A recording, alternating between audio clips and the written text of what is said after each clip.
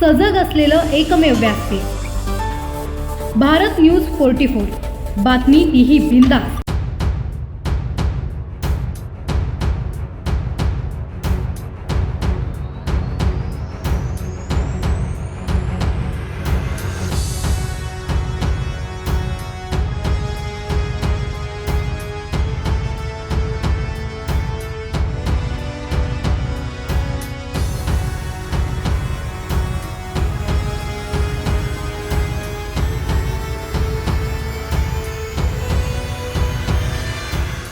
पनवेल शहर police station हद्दीमध्ये नागरिकांची याबाबत आमच्याकडे मागणी होती की बऱ्याच प्रमाणात तरुण वर्ग जो आहे तो त्यांच्या टू व्हीलर मॉडिफाय करून त्याच्यामध्ये नवीन प्रकारचे सायलेन्सर लावून कायद्याचे उल्लंघन करत आहेत।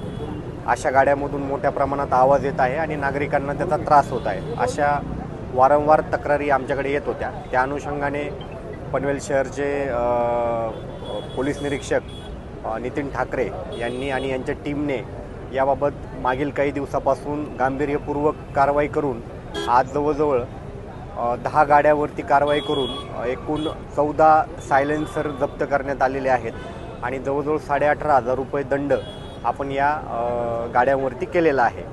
त्याचबरोबर जे सायलेन्सर हे बनवून देतात त्यांच्यावरती देखील यापुढे आम्ही कारवाई करणार आहोत आणि ही कारवाई यापुढे देखील चालू राहील।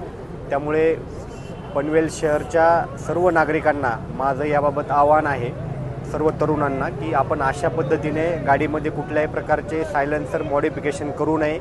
जे शासकीय नियमामध्ये बसतं तेच सायलेन्सर आपण वापरावे। गाडी घेतल्यानंतर जे सायलेन्सर गाडीला असतं तेच आपण कंटिन्यू करावे, त्याच्यामध्ये कुठल्याही प्रकारचे मॉडिफिकेशन करू नये। जर आम्हाला या प्रकारे जर पुनश्च जर गाडी सापडली तर त्याच्यावरती नंतर लायसन कॅन्सलेशन, RC कॅन्सलेशनची सुद्धा कारवाई आमच्याकडून करण्यात येईल। म्हणजे मॉडिफाईड केलेल्या गाड्या आहेत। हो, ह्या गाड्यामध्ये जे वेगवेगळ्या नियमांचं उल्लंघन केलं होतं त्या अनुषंगाने आपण 18,500 रुपयाचा दंड यांच्यावरती केलेला आहे। गाड्यांच्या कागदपत्रांची तपासणी करून नाही, निश्चितच अशा तक्रारी जर आमच्याकडे प्राप्त झाल्या तर त्याच्यावरती कारवाई करण्यात येईल आणि आपली रात्रगस्त देखील चालू असते। कुठल्याही नागरिकांना रस्त्याने जात असताना जर असं कोणी आढळलं की वेगाने गाडी चालवत आहेत किंवा बाईकवरती काही स्टंट करतायत तर जर त्यांनी 112 नंबरवरती कॉल करून आम्हाला जर याबाबत माहिती दिली तर आम्ही त्यावरती तात्काळ कारवाई करू। सर, खरं सायलेन्सर बाहेरून आणले जातात मुंबई। बरोबर आहे। आपण याला जे असे सायलेन्सर बनवून देतात आणि असे मेकॅनिक जे हे बसवून देतात गाड्यांना त्यांना देखील पोलीस स्टेशनला बोलवून याबाबत समज देण्यात येईल आणि गरज पडली तर त्यांना देखील यापुढे त्यांच्यावर देखील कारवाई करण्यात येईल। अशाच नवनवीन अपडेटसाठी बघत रहा भारत न्यूज 44। सत्याचा प्रकाश, बातम्यांचा विश्वास।